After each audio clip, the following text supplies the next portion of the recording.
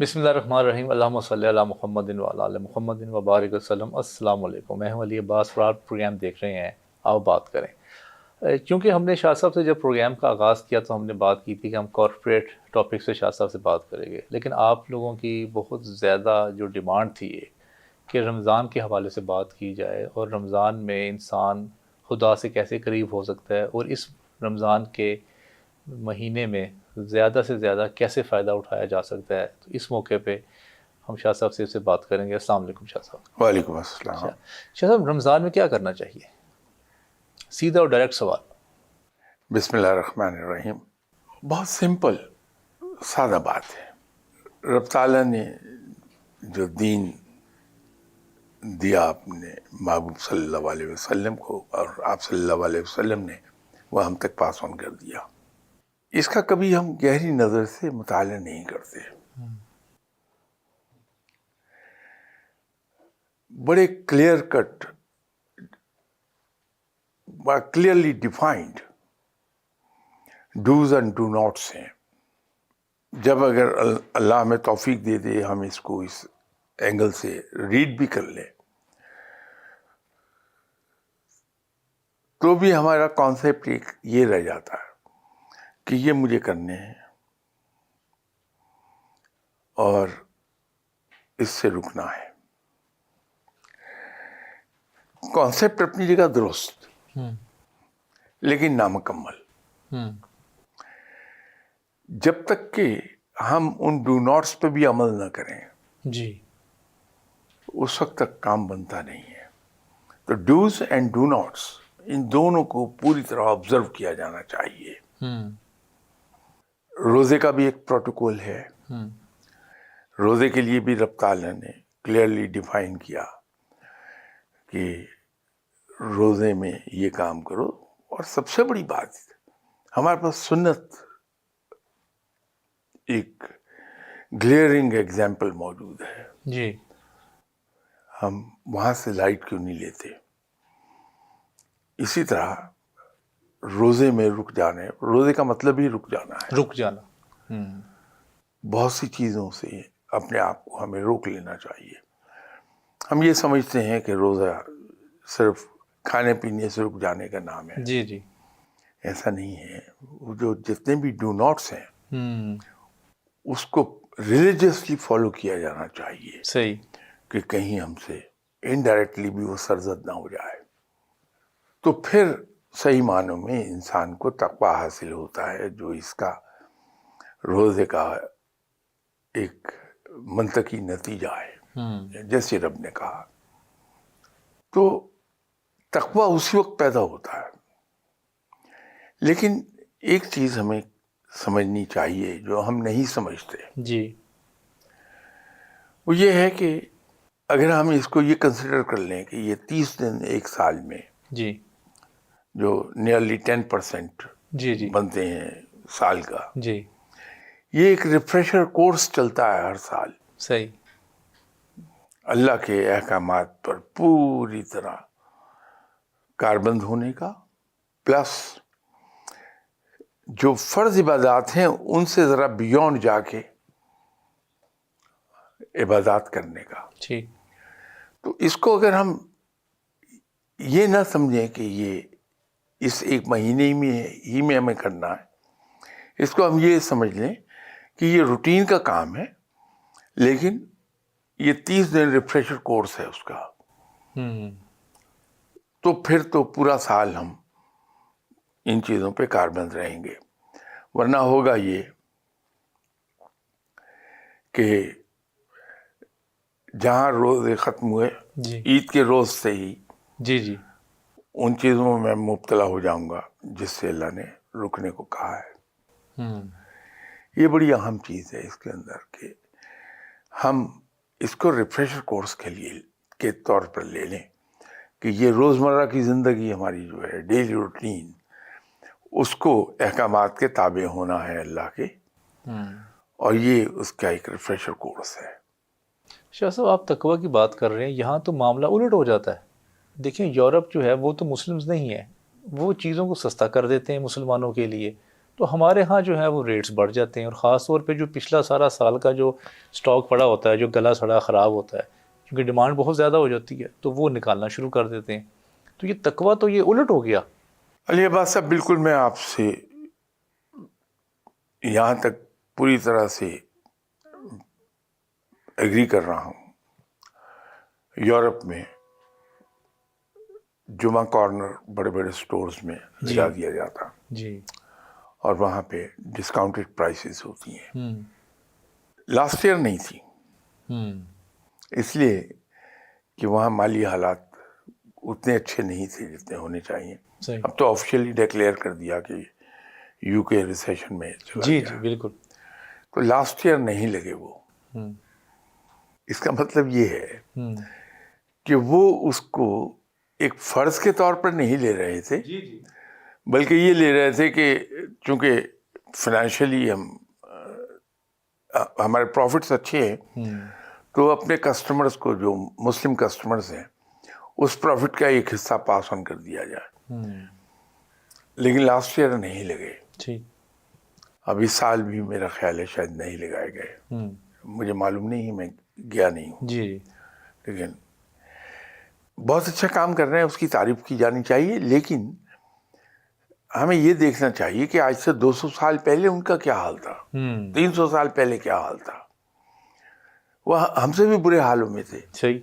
لیکن وقت کے ساتھ ساتھ انہوں نے اپنے آپ کو بہتر کیا ہے، اور 300 سال کی ایفرٹ کے بعد وہ یہاں تک پہنچے. ہمیں ابھی 75 سال ہو رہے ہیں، 77 سال ہو رہے ہیں. تو ہمیں توقع رکھنی چاہیے کہ اگر وہ 300 سال 350 سال میں یہاں تک پہنچے ہیں تو ہم شاید 150 سال میں وہاں تک پہنچ جائیں گے. صحیح. تو اپریشیٹ تو ہم انہیں کرتے ہیں، لیکن یہ کہنا کہ صاحب وہ ہم سے اچھے ہیں، ہم سے ایک غلطی ہوئی بھی ہے، صرف ایک غلطی. یہ بالکل ایسا ہی ہے کہ ایک تجربہ کار باپ اپنے بیٹوں کو کہہ رہا ہو کہ بیٹا یہ ایکسرسائز کرو، تمہاری صحت بھی بڑی اچھی رہے گی، تمہاری فزیک بھی بلڈ اپ ہو جائے گی، بہت خوبصورت باڈی بن جائے گی تمہاری، اور طاقتور ہو جاؤ گے. بیٹے اس کان سے سن کے ادھر سے نکال رہے ہیں، لیکن ونڈو کے باہر ان کے دشمنوں کا ایک بچہ بیٹھا ہے، وہ پوری بات سن رہا ہے، اور جا کے وہ اگلے دن سے اس پہ عمل شروع کر دیتا ہے. تو بینیفٹ کس کو ملے گا؟ اس آدمی کے بیٹوں کو یا دشمن کے بیٹے کو؟ دشمن کے بیٹے جو امپلیمنٹ کرے گا. ان کی زندگی کو ذرا، ویسٹ کی زندگی کو غور سے دیکھ لیجیے. انہوں نے صرف کلمہ نہیں پڑھا، آپ صلی اللہ علیہ وسلم کو نبی آخر زمان نہیں مانا، قرآن کو ڈیوائن بک نہیں مانا، باقی پورے کے پورے احکامات اسلام کی وہ اپنی زندگی میں جو حقوق العباد والا حصہ ہے ان کی زندگی کا، اس میں وہ لے گئے. اس میں وہ زیادہ تر ان احکامات پہ عمل کر رہے ہیں. تو جو بھی اس پر عمل کر لے گا، چاہے وہ کوئی کیوں نہ ہو، اس کو اس کا پھل تو ملے گا. تو دنیاوی طور پہ اس کا پھل لے رہے ہیں. صحیح. تو ہم اس پر عمل نہیں کرتے، ہمیں خوف خدا نہیں ہوتا، چیزیں یکلخت مہنگی ہو جاتی ہیں. صحیح. وہاں یہ کام نہیں کرتے. شاہ صاحب، چھوٹے ہوتے میں سوال سنتا آ رہا ہوں ٹی وی پہ بھی، جب بھی رمضان آتا ہے تو سوالات آنے شروع ہو جاتے ہیں. جی کلی کرنے سے روزہ ٹوٹ جاتا ہے، ناک میں پانی ڈالنے سے کیا روزہ ٹوٹ جاتا ہے، کیا اگر ہم انجیکشن لگا لیں تو روزہ ٹوٹ جاتا ہے، کیا اگر ہم بلڈ دے لیں تو کیا روزہ ٹوٹ جاتا ہے، کیا ہم برش کر لیں تو کیا روزہ ٹوٹ جاتا ہے. پچھلے 20 سالوں سے آج بھی وہی سوال ہے. نہیں، میرا خیال ہے اس میں کمی ہوئی ہے. علماء نے بڑی خدمت کی ہے اس معاملے میں. جو روزے کے احکامات ہیں ان کو بڑے واضح طریقے سے اس کو بیان کیا ہے، اور اس کے ریفرنسز بھی موجود ہیں. آپ इंटरनेट पे चले जाइए, सिर्फ टाइप कर दीजिए सवाल, उसका जवाब आपको मिल जाएगा। जी जी किताबें मौजूद हैं, अखबारात में आते रहते हैं। जी तो उलमा की ये बहुत बड़ी खिदमत है कि जी रोज़े के जो अहकामात हैं बड़ी जुज़ियात के साथ उसको बयान किया है उलमा ने। और अब मेरा ख्याल है जो तालीम बढ़ी है, ऐसे सवालों में कमी आ गई है। अब सवाल और तरह के हो गए हैं, बड़े इंट्रिगिंग हो गए हैं, और अच्छा है, होना चाहिए। क्योंकि दो चीज़ें ऐसी हैं जो आपके इल्म को में इजाफे का सबब बनती हैं। जी किसी बात के बारे में शक पैदा हो दिल में, शक, तो आप तहकीक में पढ़ते हैं। तो जब तहकीक करते हैं तो आपका इल्म बढ़ता है। सही। या आपके ज़हन में सवाल उठे और आप वो सवाल पूछें किसी साहिब इल्म से, किसी उलमा में से किसी के, तो आपके इल्म में इजाफा होता है। तो इल्म को बढ़ाने के ये दो ही रास्ते हैं। सही। एक बहुत बड़ी पुरानी बात है, may be about 25-30 years back, एक सेमिनार में किसी साहब ने एक बात कही कि इमाम गजाली को मैं आलिम नहीं मानता। जी जी उनके ज़हन में शक पैदा होता था। तो मैंने उसके जवाब में एक अर्ज़ किया कि इमाम गजाली को इमाम गजाली बनाने वाली ही ये चीज़ थी कि एक बात सुनी, उसके बारे में तहकीक आई, उस पर तहकीक की, एक थ्योरी बरामद हो गई। सही। तो ये तहकीक और सवाल, ये दो चीज़ें ऐसी हैं जो आपके इल्म में इजाफे का सबब बन जाती हैं। अच्छा, रमज़ान के हवाले से कोई ऐसा अमल बताएं जो लोग करें और वो अपने आप को खुदा से करीब पाएं, और वो अमल हर हाल में जो है वो खुदा के नज़दीक उसने कबूल होना ही होना है। देखिए, हमें ज़्यादा दूर जाने की ज़रूरत शायद ना पड़े इसमें। आम हालात में भी जी अल्लाह के नज़दीक 3 बहुत ही महबूब अमल हैं इंसान के। जी भूखे को खाना खिलाना, ठीक। मकरूज़ का कर्ज अदा कर देना, अच्छा, मकरूज़ का कर्ज। दूसरा गुलाम को आज़ाद कराना। तो अब गुलाम तो आज़ाद होते नहीं हैं। जी होते हैं अब। इसका दूसरा हल हमारे पास है। जी जी वो ये है कि तकरीबन हर जेल में हाँ जी जी जी हर ऐसे कैदी मिल जाएंगे जो अपनी कैद तो पूरी कर चुके हैं, लेकिन छोटी छोटी अमाउंट्स हैं बतौर जुर्माना, जी जी जी वो रहा नहीं हो पा रहा है। बिल्कुल सही कहा। तो जितनी हमारी जेब इजाज़त देती है, जितनी हिम्मत है, तौफीक है, हम वो लिस्ट ले लें किसी भी जेलर से और उनके वो जुर्माने अदा करके उनको रहा करवा दें कि वो अपने बच्चों में जाके ईद मना लें। तो ये बहुत से लोग अब करने लग गए हैं। बड़ी ज़बरदस्त अप्रोच है, वैसे बहुत ही ज़बरदस्त बात है। इसी तरह हमारे यहाँ यह है कि खाना खिलाते हैं, लेकिन इसमें थोड़ा सा एक पहलू है, जो हम इफ्तार लगाते हैं सड़क पर, जी जी पार्क में, जी इससे बेहतर काम है कि हम ज़रा अपने इर्द गिर्द नज़र दौड़ा लें। वो सफ़ेद पोश ख़ानदान जो अपना भरम कायम रखे हुए हैं, बड़ी खामोशी से रात की तारीकी में इंतहाई राज़दारी के साथ महीने भर का राशन उनके यहाँ डिलीवर कर दिया जाए, ताकि पूरा ख़ानदान रमज़ान का पूरा महीना सहर और इफ्तार उस रिस्क से कर लें। अल्लाह को उम्मीद है ये चीज़ बड़ी पसंद आ जाएगी। लेकिन मैं अगेन इसके ऊपर ज़ोर देना चाहूँगा जी कि इंतहाई राज़दारी के साथ, इतनी राज़दारी कि ख़ुद हमें पता न चले कि हमने किसी को कुछ दे दिया। बिल्कुल सही। ये बड़ी अहम चीज़ है। लेकिन शाह साहब, उसमें ना तस्कीन नफ्स नहीं होती ना। आप जैसे आप जब लगाते हैं, एक पूरा लोग आते हैं, फिर आप हाथ से उनको खा के देते हैं, फिर आपको लोग कहते हैं हाजी साहब बड़ा अच्छा खाना खिलाया आपने, آپ کا شکریہ، اور اس طرح کے پھر کلمات آپ کو ملتے ہیں، پھر اس کی کچھ فوٹوز بھی بنتی ہیں، کوئی ویڈیو کوریج کرنے کے لیے آ جاتے ہیں، کوئی فیس بک پہ، یوٹیوب پہ اس پہ ایک تشہیر ہو جاتی ہے. تو یہ تو پورا ایک پروسیس ہے نا، یہ مزہ آتا ہے اس پورے پروسیس میں. اس میں کیا مزہ، آپ نے خریدا اور آپ نے بغیر ناک بھی نہیں کیا اور رکھ دیا اور آپ چلے گئے. اب اس میں ایک فرق آ جائے گا. اگر تو یہ سب میں کر رہا ہوں اپنے رب کو راضی کرنے کے لیے کہ میرا رب راضی ہو جائے، تو پھر تو رب سے تو نہیں چھپی، خلق خدا سے میں چھپا لوں گا بات کو. جی. لیکن رب تو دیکھ رہا ہے، وہ رجسٹر کر رہا ہے کہ میرے اس بندے نے میرے ان تمام بندوں کے لیے خدمت کر دی ان کی. جی. رب راضی ہو جائے گا. یہ جو نیکی ہے، نیکی اور تکبر میں ایک بڑی ہیئر لائن فرق ہے. جی. بال برابر باریک سا فرق ہے نیکی اور تکبر میں. جب ہمیں یہ احساس ہونے لگ جائے کہ میں نیک کام کر رہا ہوں، وہ تکبر میں چلا جائے گا. ٹھیک.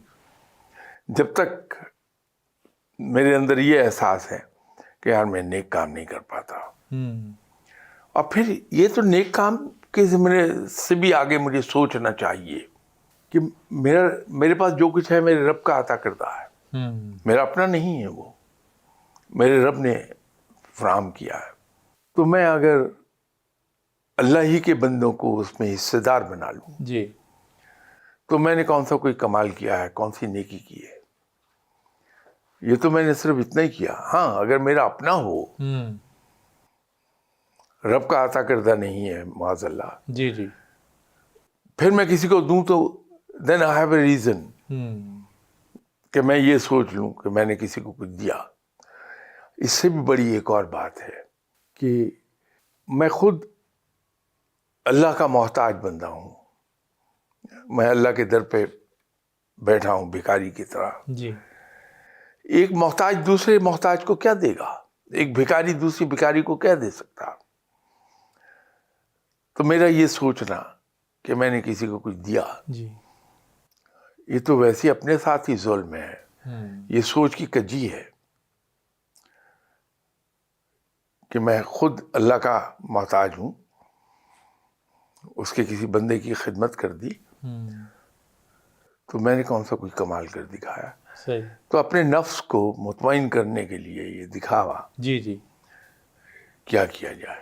اچھا شاہ صاحب، کچھ لوگ یہ بھی کہتے ہیں، ریزن دیتے ہیں کہ ہم اس طرح کا اس لیے لنگر بناتے ہیں یا اس میں لگاتے ہیں، سجاتے ہیں تاکہ اور بھی لوگوں کو اس کی ترغیب انسپائر ہوں، اور وہ بھی یہ دینا شروع اس کر کا دیں. ایک پہلو ہے یہ جی. ایک پہلو ہے. لیکن سوال یہ ہے دونوں میں سے افضل کون سا؟ اس میں ایک استعمال یہ ہے کہ میرا نفس پھلے پھولے گا جی، کہ میں اتنے لوگوں کے لیے کرتا ہوں. صحیح. کیونکہ جب ہم کسی کو دیتے ہیں جی. اس سے ہمارا نفس بڑا خوش ہوتا ہے، اور بجائے وہ نیکی میں ہونے کے جی. الٹا ہم گناہ کی طرف چلے جاتے ہیں. تو جتنا میں چھپا کے دیتا ہوں میں اپنے نفس کا گلا گھونٹ رہا ہوں. نفس کہتا ہے کہ تم لوگوں کو بتاؤ کہ تم نے اتنا دیا. جی. میں کہتا ہوں کہ نہیں، میں اس کو اتنی رازداری سے دوں گا کہ خود مجھے بھی پتہ نہ چلے کہ میں نے کسی کو کچھ دے دیا. اور جب لفظ میری زبان پہ دینا آتا ہے تو میں فوراً اپنے آپ کو لان تان کرتا ہوں کہ تم تو خود بھکاری ہو، اللہ کے در پہ بیٹھے ہو، تم کسی کو کیا دے سکتے ہو؟ ایک بھکاری کسی کو کیا دے گا؟ شاہ صاحب، قرآن کی ایک آیت ہے، اس کا مفہوم ہے کہ چاہے تو چھپا کے دو اور چاہے تو بتا کے دو. جی. تو اس آیت کے حوالے سے تو ہمیں یہ ایک پلی مل جاتی ہے کہ ہم اگر تشہیر کرنا چاہیں اپنی دیے ہوئے چیزوں کی تو ہم کر سکتے ہیں. کھلے عام دیا جائے، بالکل صحیح ہے. قرآن تو ہر حال میں سچ کہتا ہے. لیکن اگر یہ خطرہ ہے کہ میں کمزور ہوں، اس سے میرا نفس پھلے پھولے گا، جی، تو پھر مجھے مخفی طریقے سے دینا چاہیے تاکہ میرا نفس نہ پھولنے پائے. صحیح. شاہ صاحب، تھوڑی سی آپ اپنی روٹین بتائیں کہ آپ رمضان میں آپ کی اپنی روٹین کیا ہوتی ہے؟ نہیں، میں نے جیسے عرض کیا، میں تو اللہ کا ایک محتاج بندہ ہوں جو اللہ کے در پہ بیٹھا ہے، اس سے لے کے کھانے والا ہے. تو میری روٹین کیا ہو سکتی؟ کچھ بھی نہیں ہے. تو सीधी बात है, रोटी खा रहा हूँ। अच्छा, बहुत सारे लोग ना वो कुरान मजीद का भी जो बहुत जिक्र आता है कि कुरान मजीद रमज़ान में नाजिल हुआ, जी, रमज़ान के महीने में नाजिल हुआ। कुछ लोग कहते हैं 27वीं की रात में हुआ, कुछ बाकी कुछ ना कुछ डेट्स का भी इख्तलाफात है। तो वो लेकिन उस वक्त जब वैसे नाजिल हुआ तब तो खैर रमज़ान नहीं था। वो मेरे ख्याल से उन्होंने कैलकुलेशन करके बैक डेट्स पे लेके जब गए हैं कैलेंडर को, तब हिसाब लगाया कि ये रमज़ान में ये हुआ नाजिल। नहीं वो एक लंबी चीज़ है इसमें। कुरान पाक तो मुख्तलिफ मौक़ों पर बिट्स एंड पीसेस में नाजिल हुआ है। हम ये कह सकते हैं कि वो 27 रमज़ान को मुकम्मल हो गया, अच्छा, मुकम्मल हो गया। या तो इस एंगल से ले लें आप, सही। या ये ले लिया जाए कि लौहे महफूज से उतारा गया 27वीं रात को, तो 27 शब कदर वो उस लिहाज से बन जाएगी। जैसा मैं एक दफ़ा ना रमज़ान में कुरान मजीद पढ़ रहा था मस्जिद में, और मैं तर्जमा पढ़ रहा था उसके कुरान मजीद का साथ साथ। तो जो मौलवी साहब हैं वो मेरे पास आए, मुझसे पूछ रहे थे कि आप क्या पढ़ रहे हैं ना। तो मैंने कहा जी मैं इस तरह तर्जमा पढ़ रहा हूँ कुरान मजीद का। तो उन्होंने मुझे मना कर दिया। वो कहते हैं कि आप तर्जमा नहीं पढ़ें, आपको समझ नहीं आएगी। आपको किसी ना आलम के पास जाना चाहिए, जो आपका मसला है, जो आपने बात पूछनी है, आप उनके पास जाके पूछें। तो क्या ये रवैया ठीक है? नहीं, पढ़ने में हर्ज कोई नहीं, ज़रूर पढ़िए। अलबत्ता जिस तरह ये कहा जाता है कि कुछ बयानात हैं, कुछ उसमें मुशाबिहात हैं। जी जी। मुशाबिहात में कई जगहों पर तशरीह की ज़रूरत पड़ती है। वो इस्तेमाल होता है, बंदे को इस चीज़ का इस्तेमाल रहता है कि मैं अपनी कम इल्मी, कम फहमी की वजह से गलत ना समझ बैठूं उसे। जी जी। तो वहाँ जो उलमा हजरात हैं उनसे इस्तिफादा कर लिया जाए, उनसे पूछ लिया जाए कि ये नुक्ता मेरे जहन में है, इसको आप वाज़ेह कर दें, तो वो कर देंगे। अच्छा शाह साहब, एक और हमारे माशरे में ना परसेप्शन है, लोग दुआएं मांगते हैं कि या अल्लाह मेरी रुखसत है इस दुनिया में, जो वो रमज़ान के महीने में रुखसत हो मेरी। कुछ लोग कहते हैं जी मदीना में मेरी रुखसत हो इस दुनिया में। और कहा जाता है कि जो लोग रमज़ान में जिनकी वफ़ात होती है वो सीधा जन्नत में चले जाते हैं। अकीदत अच्छी चीज़ है। हमारे मोहब्बत के हमारी ख्वाहिश ये होती है कि मैं मदीना मुनव्वरा में मेरी जान निकले और मैं जन्नतुल बकी में दफन हो जाऊं, जी। कि पड़ोस हासिल हो जाएगा मुझे नेक लोगों का। ये अकीदत अच्छी चीज़ है, इसमें हर्ज क्या है। सही। और रमज़ान में जो कहते हैं जो वफ़ात होती है वो जन्नत में जाते हैं लोग सीधा। मैं इस बारे में, जैसे मैंने पहले भी कई बार आपसे अर्ज़ किया कि मैं कोई मुफ्ती नहीं हूँ, ना मैं कोई आलिम हूँ। मुफ्ती तो बहुत बुलंद मकाम है। जी जी। उलेमा में भी मुफ्ती कम होते हैं, तो फतवा देने वाला तो मुफ्ती है। लेकिन जो मैं समझता हूँ, जो थोड़ा बहुत उलेमा से मैंने सीखा है, जी। जन्नत और जहन्नुम का फैसला मेनली तो अमाल पर है कि यौम हिसाब मेरा अमाल नामा क्या कहता है। सही। अगर मेरे नाम अमाल पर गुनाहों की स्याही फिरी है ब्रज से, तो वहाँ तो सिर्फ एक ही चीज़ है, या आप सल्लल्लाहु अलैहि वसल्लम की शफाअत है, जी। या अल्लाह की रहमत है जो मुझे जन्नत में भेज दे, वरना फैसला तो नाम अमाल पर है। फिर सबसे बड़ा मसला ये है कि मैं खल्क़े खुदा के साथ मेरे मामलात क्या रहे हैं। बहुत ही बारीक सा नुक्ता, जी। कि कहीं ऐसा तो नहीं कि मेरी ज़ुबान से दूसरे मुसलमान की तौहीन होती रही है, कहीं ऐसा तो नहीं कि मैं किसी की गीबत करके उसका दिल दुखाता रहा हूँ, जी। किसी का हक तो नहीं मैं मार गया। ये रोज़मर्रा की छोटी छोटी चीज़ें हैं, लेकिन इससे सरदर्द होती रहती हैं। तो इस पे ज़्यादा गौर और फोकस करना चाहिए। बहुत इस पे मोहतात रहना चाहिए। सही है। आपके वक्त का शाह साहब बहुत बहुत शुक्रिया। आपने बड़ी मुदल्लल गुफ्तगू सुनी रमज़ान के हवाले से।